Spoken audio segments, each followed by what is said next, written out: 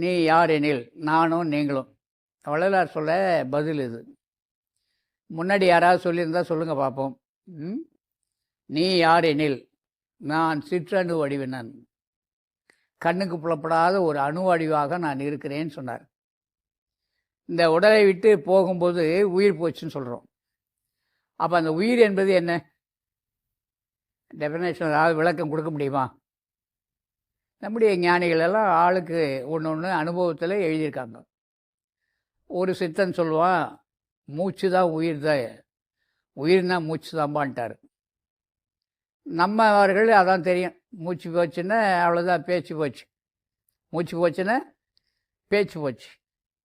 உங்களுக்குள்ள இருக்கிற மூச்சு போச்சுன்னா நீங்களும் போனீங்க, எனக்குள்ளே இருக்கிற மூச்சு போச்சுன்னா நானும் போயிட்டேன். அப்போ அந்த மூச்சில் தான் அது இருக்கா அப்படின்னா, மூச்சையே அடக்கிட்டு 300 வருஷம் 3000 வருடம் இருக்கிறவங்க இருக்காங்க. இருக்க முடியுமா?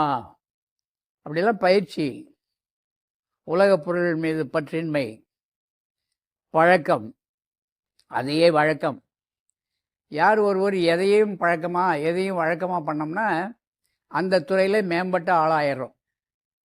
ஒரு மிதிவண்டி நிலையம், அதை பற்றி தெரியாது, 4 சைக்கிள் வாங்கி ஓட்டுவார். திரும்ப பார்த்தீங்கன்னா அந்த ஊர்லேயே அவர் தான் அந்த மிதிவண்டி வண்டியை செப்பனிடக்கூடிய மிகப்பெரிய வல்லுநர் அவராக தான் இருக்கும். தலைகீழே மாற்றி கொடுப்பார். ஏன்னா அவருடைய அறிவு அதில் போகுது. உலகில் எல்லா அறிவும் நாம் எதன் மீது செலுத்துகிறோமோ நம்முடைய அறிவால் அறிந்து கொள்கிறோம். ஆனால் ஞானிகள் இந்த அறிவெல்லாம் எங்கே இருக்குது அப்படின்னு பார்க்கும்போது நமக்கு உள்ளே தான் இருக்கும். உள்ளே எந்த இடத்துல இருக்கும்?